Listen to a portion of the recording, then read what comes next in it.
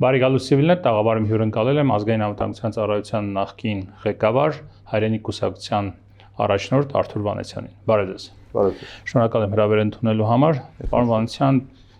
արդեն մի քանի ամիս է շատ սրված են պետություն, եկեղեցի կամ կառավարություն, եկեղեցի հարաբերությունները եւ այս եթե նախկինում դրանք այսպես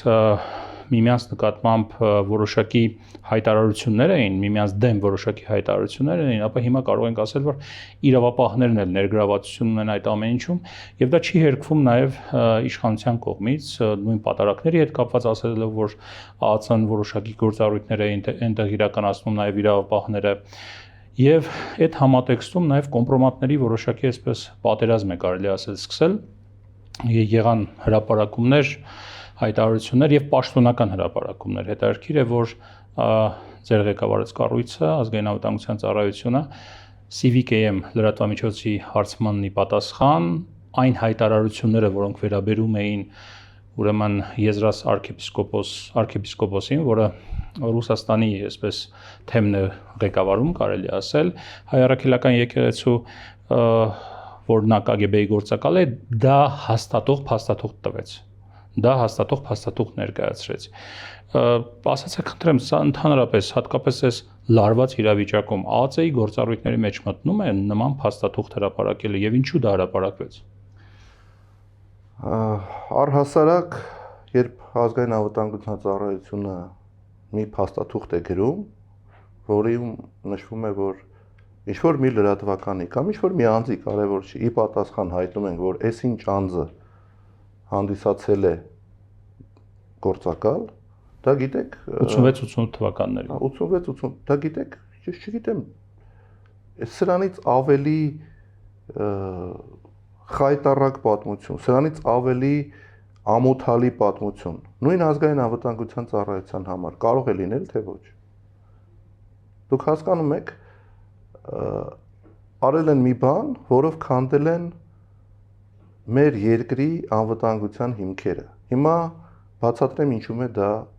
դրսևորվում։ Կարևոր չի Եզրաս Սրբազանը կամ այլ ինչ-որ մի անձ գործակալական ցանցում եղել են, թե չեն եղել։ Կարևորը այն է, որ ազգային անվտանգության ծառայության սրբերի սրբոց համարվող տեղեկատվությունը, այսինքն գործակալական ցանցի չբացահայտելու ուխտը, տենց ասեմ, որ տրվել է այսօր ինչ-որ մի լրատվականի հարցումով, ինչ-որ վարկյանի համար այս պահին իշխանությունները PR ակցիա անելու համար քանդում են մի ողջ համակարգ, դա ուղղակի զզվելի է, զզվանք է առաջացնում։ Մի հատ շատ պարզ օրինակ եմ ուզում ձեզ բերեմ։ Ազգային անվտանգության ծառայությունը առհասարակ հատուկ ծառայություններ աշխատում են շատ փոքրաքանակ մարդկանցով։ Ազգային անվտանգության ծառայությունը իրավապահ մարմիններում ամենաքիչ անձնակազմ ունեցող օպերատիվ աշխատողների մասին է խոսքը, սահմանապահների մասին չի։ Օպերատիվ աշխատողների մասով ամենաքիչ աշխատակից ունեցող կառույցն է։ Եվ ինչպես է ազգային անվտանգության։ Բայց երևի լայն լիազորություններ դրան զուգահեռ։ Լայն լիազորությունները դա տեղեկատվության հայթայթումն է։ Տեղեկատվությունը հայթայթվում է բացառապես գործակալական ցանցի եւ վստահված անձանց միջոցով։ Գործակալական ցանցը պահվել է եւ պետքա պահվի,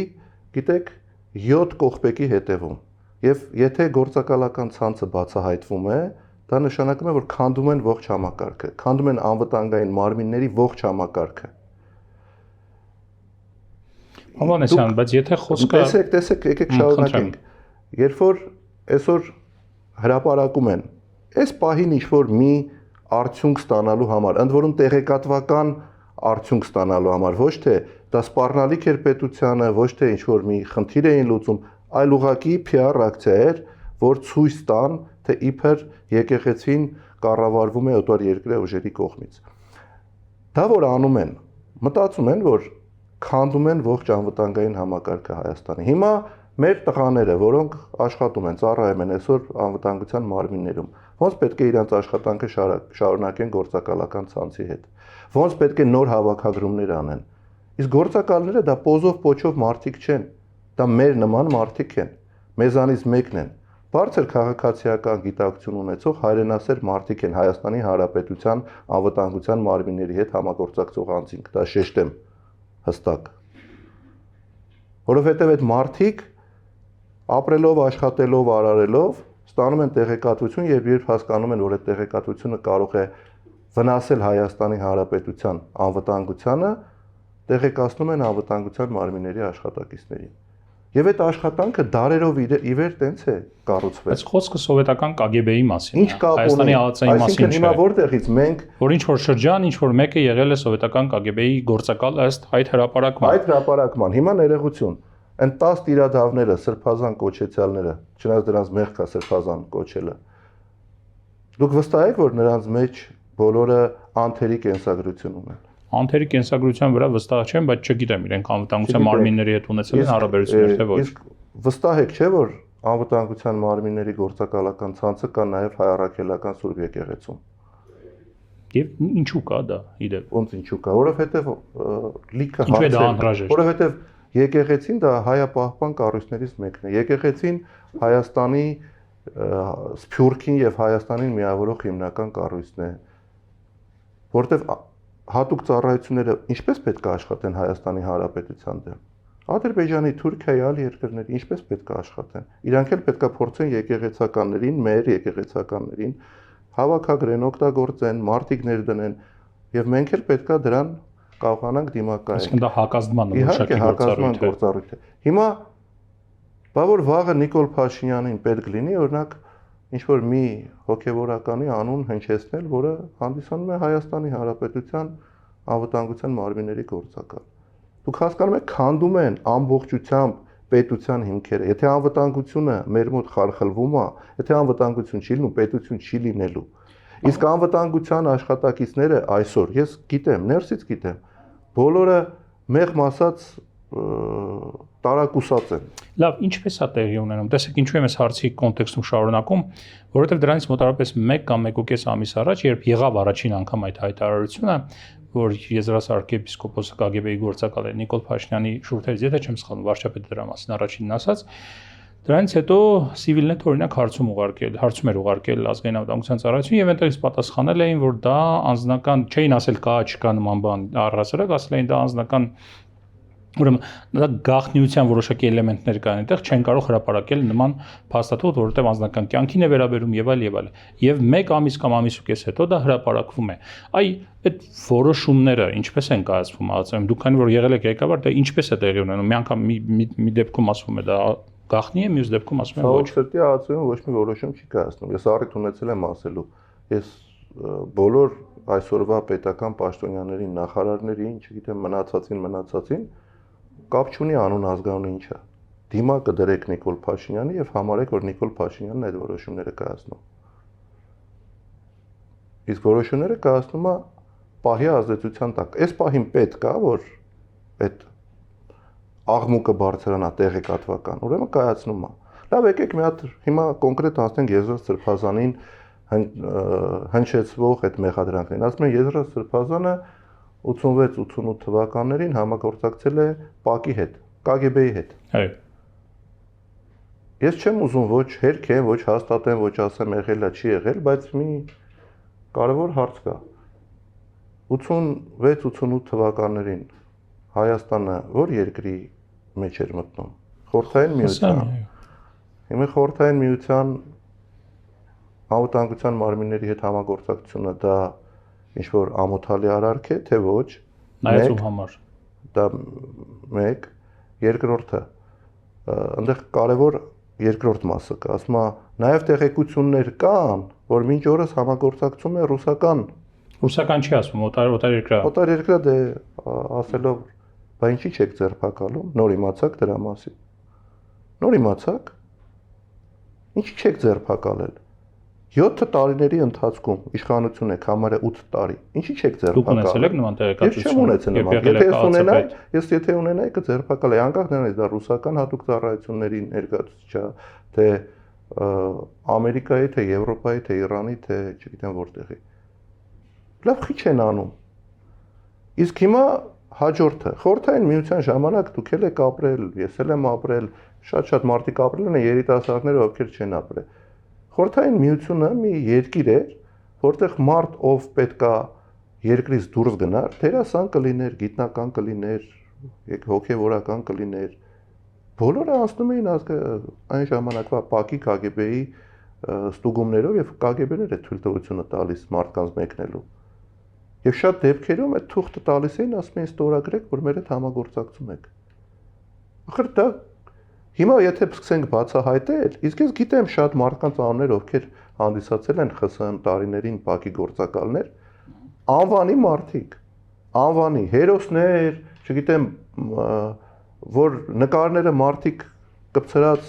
ասում են, որ այ մեր ազգը պետք է այս մարդուն նմանվի։ Հիմա ասում են Եզրափ Սրբազանը ՊԱԿ-ի գործակալ է։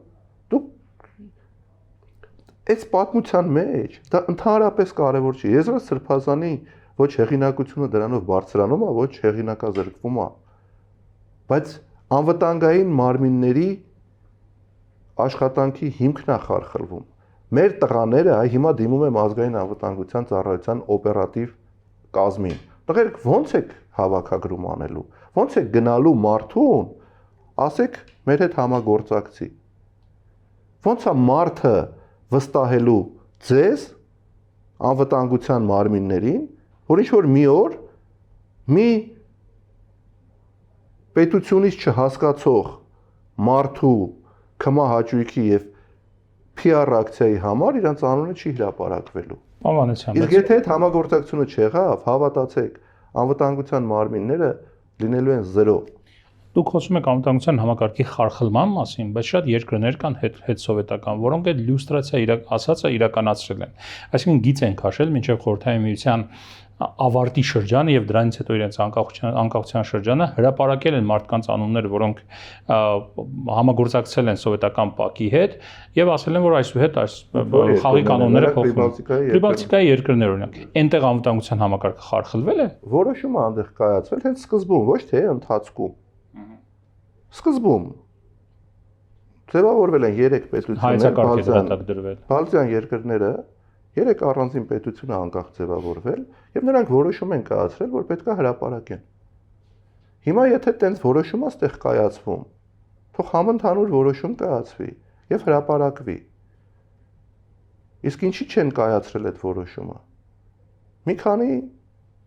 պատճառ կա Հայաստանում։ Իհարկե։ Ինչ որն է պատճառը։ Նախ այն ժամանակ, երբ որ Հայաստանը անկախացել է դառել առանձին պետություն, այդ ժամանակ որոշումը չի կայացվել, չգիտեմ ինչ պատճառով չի կայացվել, չեմ էլ ուզում ասեմ, ճիշտ է եղել, սխալ է եղել, բայց եթե հիմա Նիկոլ Փաշինյանի իշխանությունը որոշել է այդ լյուստրացիան անի, թող մի անգամից անի։ Ինչի է պահում, թող օրենք ընդունի լյուստրացիայի մասին, օրենք, որից հետո այդ լյուստրացիան անի, քիչ են անում։ Ինչի են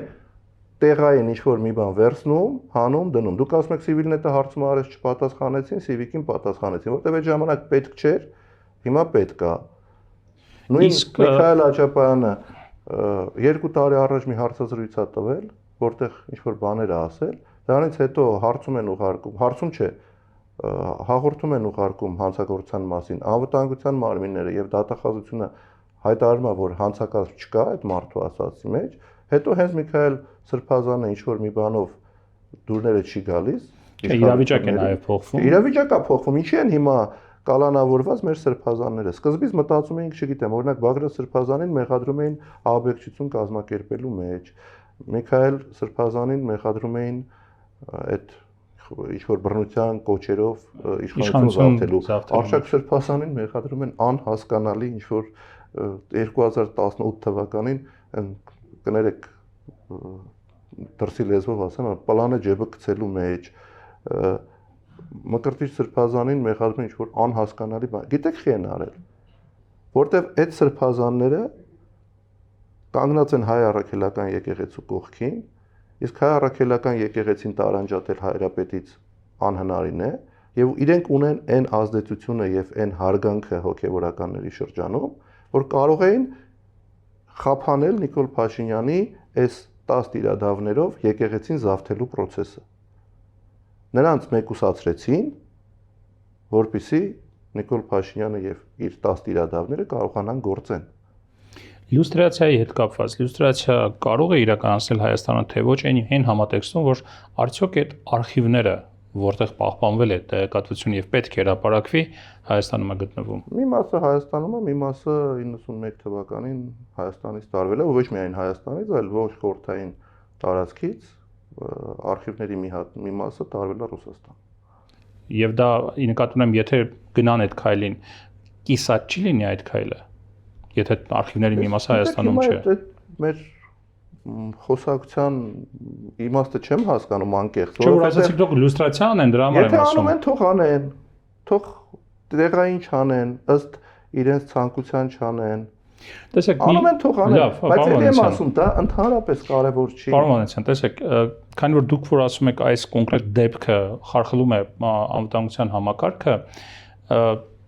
ենթադրում եմ, որ դրանով ի նկատի ունեք, որ սովետական ՊԱԿ-ը եւ Հայաստանի ԱԱՑ-ն ինչ որ առումով մեկը մյուսի օրգանական շարունակությունն են, եթե խարխլում է անվտանգության համակարգը։ Սովետական ՊԱԿ-ի վերաբերյալ այն ժամանակվա հատկապես դիսիդենտները, որ հիմա ելել կենթանի են, ասում են հետեւյալը. շատ մերժելի գաղութարար կառույց էր, եւ եթե այդքան հպարտության առարկա էր ՊԱԿ-ի հետ համագործակցելը 90-ականներից հետո մարդիկ կարող էին ինքնաբացահայտվել, ասել, որ մենք համագործակցել ենք եւ մի հատ էլ պարզաճակատ ման գալ հասարակության մեջ, բայց ամեն գնով դա թաքցնում են։ Խնդրեմ ձեր մեկնաբանությունը։ Հարցը ձևակերպված ի սկզբանե ճիշտ չի, ասեմ ինչու։ Ես այ մեր հեսա հաղորդումից հետո իմ էջում կտեղադրեմ, Facebook-յան էջում կտեղադրեմ իմ վերաբերմունքը ՊԱԿ-ին եւ իրավահաջորդության մասին, երբ որ ես լինելով ԱԱԾ տնօրեն, ինձ հարցում են ուղարկել եւ ես դրան պատասխանել եմ։ Ես այդ կտեղադրեմ, խնդրում եմ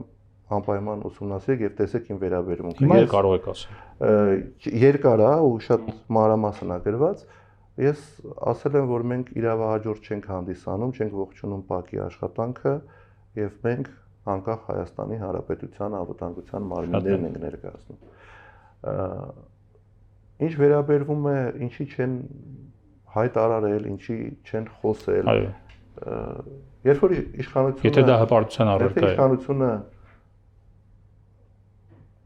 կորում է, այսինքն իշխանությունը կորցնում ես, դրանից հետո ոչ մեկ չի հպարտանում, որ այդ իշխանության հետ համագործակցել։ Այսօր քաղաքացիական պայմանագրի համար իրենց կոկորտները ճղող, գոռալով, որ մենք ՔՊ-ից ենք, Նիկոլ Փաշինյանի կողմնակիցներն ենք, հավատացեք, որ օրը ՔՊ-ն իշխանությունը կորցրեց Հայաստանում, պարզվելու է ամենամեծ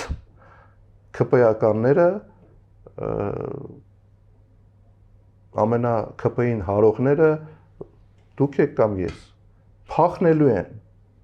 Ոչ մեկ չի ասելու, որ ՔՊ-ին աջակցել է, ոչ մեկ չի ասելու, որ ընտրել է քաղաքացիական պայմանագիր կուսակցությունը։ Ոչ մեկ։ Դե եթե լինի վախի մթնոլորտ, չեն ասի։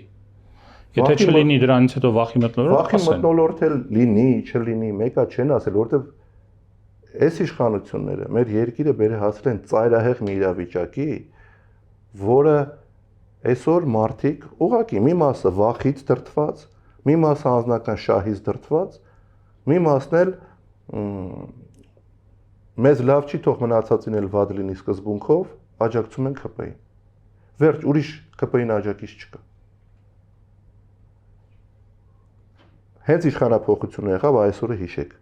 Մարդ եք ման գալու մոմով, որ գտնեք, որ ասի ես ՔՊ-ի աջակից եմ։ Այդ դեպքում սոցիոլոգիական հարցումները թեկուզ նվազող վստահությունը, բայց այն ամենայնիվ ցույց են տալիս, որ եւ դրանք անկախ կառույցների մասին է խոսքը չի վերաբերում, չգիտեմ, իշխանության կամ ընդդիմության պատվիրած սոցիոլոգիական հարցումներին, այլ անկախ կառույցների հարցումները, որտեղ ցույց են տալիս, որ այնուամենայնիվ ՔՊ-ն սոցիոլոգիական հարցում փակ հարցում է, գիտեք, մարդը չի անձնավորվում։ Այնուամենայնիվ ՔՊ-ն ունի 15-ից 20-25% վարկանիշ։ Ինչպես կբացատրեք սա, եթե դուք ասում եք, որ ճրակով պետք է ման գա։ 3 խումբ կա։ Մարդիկ, որոնք վախի մթնոլորտում աշխատանք կորցնելու, չգիտեմ, անձնական շահ հետապնդելու համար ընտրում են, դե վարչական ռեսուրսն է, բա որ ասում ենք վարչական ռեսուրս, այդ վարչական ռեսուրսը փեդով չեն վերցնում, ընկնում մարդկանց ծեծելով տանում ընտրատեղ համար։ Վարչական ռեսուրսն է։ Ցանկացած իշխանությունը 15-ից 20% ձայն ունի, միշտ։ Միշտ պետական աշխատողները։ Պետական աշխատողները, բանակը, բիզնեսմենները Ինչ պետք է անեն։ Բա պետք է ԿՊ-ին ընտրեն։ Իսկ եթե դուք ասում եք Քախնիա եւ անձը չի բացահայտվում, իսկ դուք այդ սոցիոլոգիական հարցումների ամենակարևոր հատվածն եք բաստողում։ Հայաստանը փակելու համար, որպեսզի ստանաս ճիշտ տվյալներ, 1500-ից 1600 մարդու պետքա հարցում իրականացնես, որ Հայաստանի տարածքը ընտրանքը այդքան պետքա լինի։ 1500-ից 1600 մարդուն հարցում անցկացնելու համար գիտեք քանի հոգու են մատին։ 10 քանի հազար։ 10 քանի հազար։ Այսինքն մոտավորապես, չգիտեմ, 90%-ը վախենում է իր մերժում են ստանում, չեն ասում, որտեվ վախում են, որտեվ տեսեք, այս իշխանությունները, այ հիմա կարանք ձեր եթերից հետո ինչ որ մի բան դուրները չգա, մի քրական գործ հարուցեն, իսկ տանեն կալանքի։ Ու կարևոր չի այս բանը արել եմ, չեմ արել, խոսել եմ, չեմ խոսել, կոչ արել եմ, չեմ արել։ Վախում են մարդիկ, հասկանում եք, նույն ընտրությունների ժամանակ տեղական ինքնակառավարման մարմինների իրենց կարելի է օրինակ ընտրակաշարք բաժանել եւ ընտրակաշարք բաժանելու փաստը ֆիքսվում է անկախ դիտորդների կողմից։ Հետո ասում են դե լավ սխալվել ենք, ներողություն։ Ընդդիմության ցանկացած խոսք, արարք միանգամից քրեական վարույթ կալանք, չգիտեմ, օրինակ երեք մի բան եմ տեսել, որ մեկը Գառնիում ասում է վեապարի գլուխը պետքա քարով կոտրենք։ Մինչև հիմա այդ մարդը ազատության մեջ է։ Պատկերացնում եք ընդդիմադիր դաշտից ինչ որ մեկը նման հայտարարություն անի, ինչ կանեն։ Դե հանուն արդարության 2020 թվականի պատերազմից հետո իշխանության հասցեին այնքան էին նման հայտարարությունները, եթե ամենքի վերաբերյալ լիներ քրեական գործեր, հետո իշխանությունը վախեցած, վախվորած, եթե մոռացել եք իրենք անդիմադիր դաշտի կեսին պետք է ձերբակալ էին։ Քաղաք չէին դուրս գալիս, սրճարան չէին գնում, խանութ չէին գնում, որտեղ թքում էին երեսներին մարդիկ։ Հա, բայց այնուամենայնիվ այդ բոլոր մարդիկ հիմա ձերբակալված չեն։ Իրենց նկատմամբ քրեական գործեր չկա արածված։ Պարոն Մանուկյան, այնուամենայնիվ ուրեմն ինչպես վերաբերել, սա վերջին հարցն է այս թեմայով, ինչպես վերաբերել ՊԱԿ-ի ժառանգությանը։ Հրապարակումը կլինի էջումս դրված, կկարդակ եւ այդ հարցերին։ Քննադատել, հպարտորեն ընդունել։ Հպարտորեն պետք չի ընդունել։ Գաղութարար կառույց էր, գաղութարար կառույց չէր։ Հպարտորեն պետք չի ընդունել, 1, որտեղ ՊԱԿ-ը ունեցել է բազմաթիվ սխալներ, պետքա դրան վերաբերվել որպես իրողություն, որպես պատմության մի մաս, երբ որ մենք եղել ենք Խորհրդային Միության երկրներից մեկը եւ ապրել ենք այն ժամանակ այդ պայմաններում։ Գնահատական տալ թե ոչ դրան։ Գնահատական, ելի եմ ասում, պետք է ընդունել որպես իրողություն եւ ՊԱԿ-ի տարբեր գործողություններին պետք է տալ հստակ գնահատական, որը իմ կողմից մշտապես հնչեցվել է։ Եվ ես խոստանում եմ ձեզ, այս եթերի ընթացքում ես կտեղադրեմ այդ գրագրությունս կկարդակ։ Կարճ հարց, գաղութարար կառույց էր թե ոչ ՊԱԿ-ը։ Այո։ Այո։ Դե դեպքում ինչու՞ չհրապարակել այդ գաղութարար կառույցի հետ համագործակցողների անունները։ Որոշում պետք է կայացվի եւ արվի, ես չեմ ասում պետք է արվի կամ պետք չի արվի։ Օրենք ընդունեք, հստակություն լինի։ Հստակություն արեք, բայց ոչ թե ըստ անհրաժեշտության դա արեք։ Հասկացա։ Անհրաժեշտության չէ, ըստ քաղաքական նպատակահարմարության։ Լավ։ Պարոն Մանուկյան, երկրորդ կարևոր թեմա, որ կուզեինք ձեզ հետ խոսել, դա Ադրբեջանից բենզին ներկրման թեման է։ Դրա մասին շատ էին հրապարակումները, հիմա էլ շարունակվում են, այդ բենզին արդեն Հայաստանում է եւ վաճառվում է եւ դա տեղի ունենում ըստ հայտարարությունների Ադրբեջանի հետ ապաշրջափակման համատեքստում արդեն հանվել է տրանզիտի արգելափակումը Հայաստան դեպի Ադրբեջանի տարածքով, հիմա արդեն ուղիղ գործարքն է տեղի ունեցել, խոսում է նաև նրա մասին, որ հայկական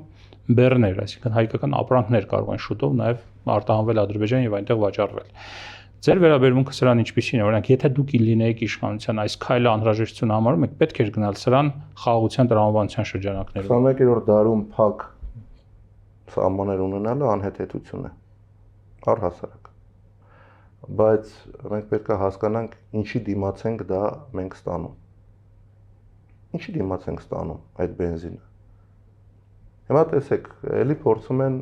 ամենավատը գիտեք որն է, որ մեր իշխանությունների ցանկացած արարքի մեջ կա քաղաքական PR-ի էլեմենտ։ Նրանք չեն անում դա ինչ որ մի լավ նպատակի համար, անում են բացառապես մարդկանց PR-ը կարող է լինել նորմալ է, բայց նորմալ չի։ Հական PR երբ իշխանություն զբաղվում է Դա դրանով, նորմալ չի, երբ որ դու ստում ես քո հանրությանը։ Տեսեք, 440 դրամ հիմա վաճառում են 430, եթե չեմ սխալվում։ 30-40 կարևոր չի։ Վաճառում են ու հստակ գինը դնում են պրեմիումը ադրբեջանական 430, ռեգուլյարը 500 ու ցույց են տալիս, որ տեսեք ժողովուրդ 70 դրամ էժանա բենզինը։ Ուրեմն գրագետ մարդիկ առհասարակ պետքա իմանան ու վստահ եմ գիտեն, որ թե բենզինը, թե դիզել վառելիքը առհասարակ նավթի շուկան, դա բորսայում ամեն օր գին ձևավորվող ապրանքներ են, այսինքն ունեն բորսային գին ունեն։ Եվ Ադրբեջանը, անգամ Ռուսաստանը այս պայմաններում էլի իր նավթամթերքի գինը կապում է բորսայի հետ։ Հիմա ես ուսումնասիրել եմ եւ վերջի 2 ամսվա միջին բենզինի գինը, պրեմիում տեսակի բենզինի գինը տատանվել է 670-ից 700 դոլարի սահմաններում 1 տոննայի հաշվարկով։ 1300 լիտր, եթե չեմ սխալվում, բենզինի դեպքում 1333 բաժանում եք 1.33-ի։ Հիմա տեսեք, եթե այդ հաշվարկը մենք անում ենք 700 դոլար, ճանապարհածախսը Վրաստանի տարածքով 120-ից 150 դոլար է տատանվում, երկաթգծի, Հայաստանի մեջ այրում կայանից մինչև Երևան 28-ից 30 դոլար է տատանվում։ Այդ ամբողջը որ գումարում ես եւ գումարում ես ակցիզային հարկը, մաքսատուրքը, բնապահպանական ծախսերը եւ մնացածը, այդ բենզինի ինքնարժեքը արդեն լիտրով եմ ասում, ոչ թե տոննայով 380 դրամի չափով է լինում։ Ռուսական բենզինի մասին է խոսքը։ Հիմա 380 դրամով բերեցին հասցրեցին ստեղ։ Արդյոք եթե իշխանությունները ցանկություն ունենային 430 դրամով այդ բենզինը վաճառեին մեր բենզալցակայաններում, կկարողանային թե ոչ։ Վստահաբար այո կկարողանային։ Նույն տրամաբանությունն է ռուսականի մասին է։ Նույն տրամաբանությունն է ադրբեջանական բենզինի հետ կապված։ Ադրբեջանից մինչև Վրաստան տեղափոխում ես նույն բենզինը, նույն գնով էլի եմ ասում, բորսայում է այդ գինը որոշվում։ Եթե գինը իջացրեց Ադրբեջանը ու էժան տվեց, մենք պետք է հասկանանք ինչու էժանացրեց։ Մեր սիրուն աչքերի համար էժանացրեց, ինչ նպատակ ունի, ինչի էժանացրեց։ Նույն գինն է ստացվում Ադրբեջանից Վրաստան, Վրաստանից Հայաստան, Հայաստանի այրումից մինչև Երևան, Մաքսազերծում, Տուրքեր եւ այլն։ Հիմա որոշում է կայացրել պետությունը, ասել է այն ցանցը, որը վաճառում է այդ բենզինը, կամ եկամուտ չգեներացնես, կամ մինիմալ եկամուտի վրա աշխատի։ Նա էլ անում է, այսինքն վարչը հրամայական։ Իհարկե, մի հատ խոսք կա, շուկայական տրամաբանություն չի գործում։ Մի հատ խոսք կա, չէ, ասում է, անվճար բանիրը մենակ թակարդում կարող ես գտնել։ Հիմա հակամրցակցային հանձնաժողովը Հայաստանի պետքա լուրջ ուսումնասիրություն կատարի։ Սա դեմպինգ է թե ոչ։ Իհարկե, սա դեմպինգ է։ Ինչ-որ մի փուլում 430 դրամով կծախեն, բոլոր խաղացողներին կհանեն, հետո կսարքեն այդ բենզինը 600 դրամ, իրանց էս կրած, չնայած հիմա էլ իրանք բան չեն կրում, վնաս չեն կրում։ Հետո կսարքեն 600 դրամ, բայց շուկայում էլ մնացած խաղացողները չեն լինի, եւ էլի ժողովուրդը այդ փոխը դատելով ձեր ասացից մյուսներն էլ կարող են 430-ից ծախել եւ վաճառել եւ մեծ զրկանքներ չունենալ։ Էլի վաճառում են, մեծ վնասներ չունեն։ Վաճառում են մեծածախը, բայց մանրածախը արդեն բենզալցականներում ավելի թանկ են վաճառում։ Իհարկե կարող են, բայց մարդիկ բիզնեսմենը կներեք այդ խոսքից համար։ Մի քիչ ագահ է, ուզում է ավելի շատ ձեր ասած այդ տրամաբանությունը այդքան էլ կարող է չգործել։ Դեմպինգի միջոցով մյուսներին հանել։ Ավելի կեժանացնեն, բայց այստեղ երկու մասից է բաղկացած՝ տնտեսական եւ բարոյական։ Խաղաղություն արդյոք ունենք մենք թե չունենք։ Չունենք ոչ մի փաստաթուղթ, ոչ մի երաշխիք, պետք է այսպես գնալ խաղաղության։ Քայլը որն է։ Քայլը գիտեք որն է, որ հենց ինչ որ մի բան դուրները չի գալիս Հայաստանի իշխանությունների կողմից կատարված, Ադրբեջանը վերակենում ասում է մատաթարտարի, ասում է ձեզ խելոք բայ եք, տեսեք, այս կանեմ, այն կանեմ։ Իսկ իշխանությունները այսօր մի հատ բան ունեն ասելու հանրությանը։ Մի բան։ Մենք խաղաղություն բերողն ենք, ցանկացած ուրիշը պատերազմ բերողն է։ Ես պաշտոնապես հայտարարում եմ, մենք պատերազմ բերող չենք։ Մենք խաղաղության կողմնակիցն ենք, բայց խաղաղության կողմնակիցն ենք, որը բխում է Հայաստանի Հանրապետության շահերից։ Դա որն է։ Դա այն է, որ Հայաստանի Հանրապետության պետական եւ ազգային շահը պետք է պահպանվի եւ չի կարող լինել խաղաղությունը միակողմանի զիջումներով։ Չի կարող Հայաստանի օկուպացված տարածքներ լինել այսօր Ադրբեջանի հսկողության ներքո, չեն կարող մեր ռազմաքաղաքական եւ մեր բարեկամ ոչ ռազմաքաղաքական սովորական հայեր լինեն Ադրբեջանի բանտերում գերի, չի կարող Ալիևը հողորտա Հայաստանի տարածքների մասին, չի կարող Արևմտյան Հայաստանի Ադրբեջանի խոսույթ լինել, չի կարող։ Շատ լավ։ Այսօր Նիկոլ Փաշինյանը չի վարչապետ, մի պատկերացնենք Արթուր Վանեցյանն է վարչապետ իր քաղաքական ուժով։ Մոտավորապես ունենք այս իրավիճակը, եւ Ադրբեջանից հայտարարում է, որ տրանզիտի արգելքը հանել են դեպի Հայաստան եւ հայտարարում են, որ պատրաստ են Հայաստանի հետ ուղիղ գործարքներ իրականացնել, կանոնավոր ուղիղ գործարքներ իրականացնել տնտեսական հիմքով, տնտեսական, առևտրատնտեսական գործարքներ։ Արթուր Վանեցյանի գործողությունները չի գնա դրան, թե կգնա։ Հարցեր կան, որոնք պետք է բարձրաձայնվեն։ Ես ասացի, հիմա այսօրվա մեր հարցերը օկուպացված տարածքներ, գերիների վերադարձ, ի վերջո արցախցիների հարցի օթում կախված լուծում, որտեղ մենք գիտեք, մենք մարդկանց մասին ենք խոսում, 150,000 արցախցի մնացել է անտուն, անհայրենիք, անօթևան ու անհասկանալի վիճակում։ Դրանք փաստեր են անժխտելի, անհերքելի, պարոն Վանեցյան։ Անհերքելի, գնում ես նստում ես Ադրբեջանի պատվիրակության հետ խոսակցության, ասում ես ընկերներ, այս սենց է, դու էլ քո շահն ես առաջ մղում։ Միջնորդներ ես ներգրավում։ Այսօր Ամերիկային փորձել են ներգրավել, Ամերիկային ես ներգրավում, Ռուսաստանին ես ներգրավում, Եվրոպական միությանն ես ներգրավում։ Մինսկի խմբի լուծարումը ինչի եղավ տենց արագ։ Ինչի եղավ։ Մինսկի խումբն է, չէ՞, այսքան տարիներ վարել այս բանակցությունները։ Ինքն է եղել երաշխավորը։ Եվ Մինսկի խումբը 3 սկզբունք է ունեցել՝ ուժի չկիրառում, տարածքային ամբողջականություն։ 3-ն է խախտվեցին։ Բայց հիմա ով պետք է խմբական Մինսկի խմբի ամենախագահ երկրները։ Ով դրան պետք է պատասխան տա։ Մենք հիմա ասում ենք ժողովուրդ, եկեք դե էժան բենզին լինի, հեսա Թուրքիան է կբացվի, օրինակ Թուրքիայից էլ էժան պամիդոր կբերենք, այս կբերենք, այն կբերենք, դե լավ է, էլի կապրենք։ Ի վերջո, այն որ ասում են, չէ, Հայաստանը չի լինելու, կործանվելու է, չէ, Հայաստանը լինելու է։ Լինելու է։ Բայց ինչպիսի Հայաստան է լինելու։ Պարոն Վանեցյան, հարցին խնդրում եմ ավելի հարց, ավելի հստակեր։ Կան այդ իրողությունները, որոնք անժխտելի են, դուք եք իշխանության եւ ձեզ առաջարկվում է հետեւյալ, ասում են դժվար թե այդ հարցերում Ադրբեջանը հիմա գնա որոշակի զիջումների, դուք կգնաք այդ առևտրատնտեսական կապերի հաստատմանը։ Երբևիցե։ Չեք գնա։ Քանի մենք ունենք Իսկ եթե չգնալ ավելի մեծ սպառնալիքներ ստեղծի Հայաստանի համար, ուրեմն եկեք պատրաստվենք այդ սպառնալիքներին։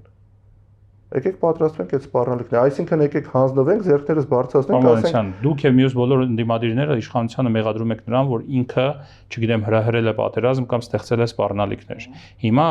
դուք մի պա ձեզ պատկերացնելով վարչապետի պաշտոնում ասում եք դե ես չեմ գնա այդ քայլին, որովհետեւ ունենք այս խնդիրները եւ եկեք սպառնալիքներին պատրաստվենք։ Այսինքն մի կողմից իշխանությանը մեղադրում եք, որ սպառնալիքներ են գեներացրել։ Հիմա դուք նույն բանն եք անում։ Ես նույն բան չեմ անում։ Ես ընդհանրապես նույն բանը չեմ անում։ Դուք սխալ եք մեկնաբանում։ Ես ասում եմ հետեւյալը. մենք ունենք պահանջներ Ադրբեջանից, Ադրբեջանը ունի պահանջներ Հայաստանից։ Մինչև այդ հարցերի լուծումը չի տրվել, չի փակվել եւ այդ խաղաղությունը չի ձևավորվել, ինչա նշանակում բենզին ենք բերում 1200 տոննա ուրախանում ենք։ Եռաբլուրում եղել եք։ Իհարկե եղել։ Նա երեկոյան ժամերին եռաբլուր գնացեք, լսեք այդ։ Պարոն շատ էմոցիոնալ խնդիր եք առաջ քաշում, դա միանշանակ այդպես է, բայց պետական գործի թիվ 1 խնդիրը պետք է լինի եռաբլուրը չմեծացնելը։ Իսկ ձեր ասած տարբերակը կարող է բերել եռաբլուրի մեծացման։ Ոչ, ես չեմ ասում պատերազմ, դուք գիտեք Ադրբեջանն է նստած ատամները սրած սպասում է, որ մեր հետ պետք է պատերազմի։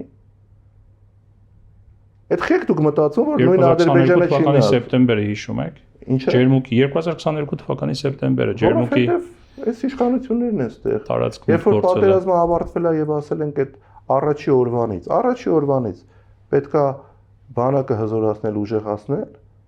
դրա փոխարեն եսի ինչերով են զբաղված եղել։ Հիմա էլ ասում են 8 միլիարդի զենք են գնել։ Որտեղ այդ զենքը, ինչ զենք են գնել, կամ եթե գնել եք խեք վեր կանում, ստեղ պատմում։ Եթե դուք ցանկանաք, ձեզ կտանեն ցույց կտան։ Ավելի։ Դե այդպես են հայտարարում։ Լավ, պարոն Վանեցյան, եւ վերջին հարցը, մեկ կամ երկու հարցը։ Այս հարցը ճիշտն ասած, ձեր պաշտոնավարման ընթացքից իմ մոտ ծագել են այս երկու հարցերը, դրա համար քանի որ առիթ է, խնդրեմ պատասխանեք։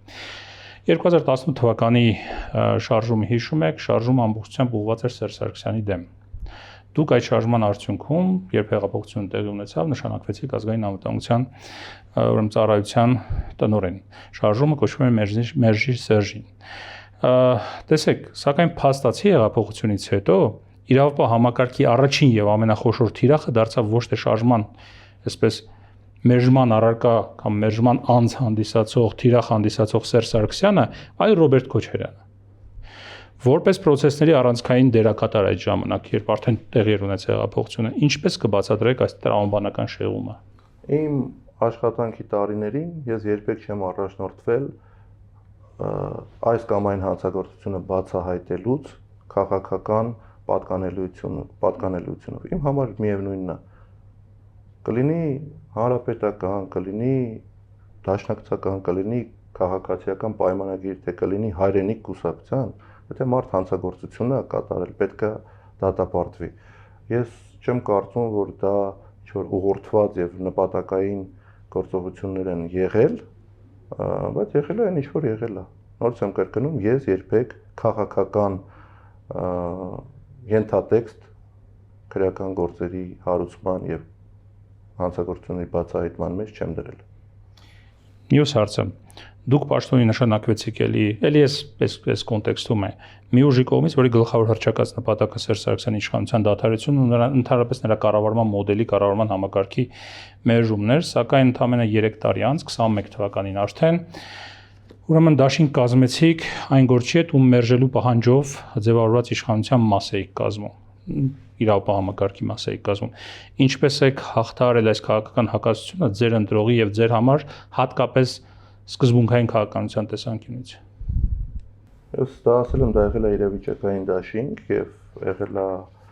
մի իրավիճակ, երբ պատերազմից հետո երկիրը խարխլված էր, ամբողջությամբ անվտանգային համակարգը, կհիշեք փողոցներում թե ինչ բողոքի ակցիաներ էին տեղի ունենում եւ այդ ժամանակ քաղաքական որոշում ա կայացվել ընտրությունների գնալ դաշինքով։ Շատ պարզ տրամաբանություն ձեզ ասեմ, որ իմանաք։ Մենք կոնկրետ հայրենիք կուսակցությունը, նույն հանրապետականը եւ էլի ուժեր, որոնք փողոցում պայքարում էին, որովհետեւ մեկը ընտրությունների չէր նախապատրաստվում, այլ մի իրավիճակ էր ստեղծված, երբ պահանջվում էր Նիկոլ Փաշինյանի հրաժարականը, ժամանակավոր վարչապետի ընտրություն, որից հետո ստաբիլացումից հետո նոր ընտրություններ։ Բայց եղավ այն ինչ որ եղավ եւ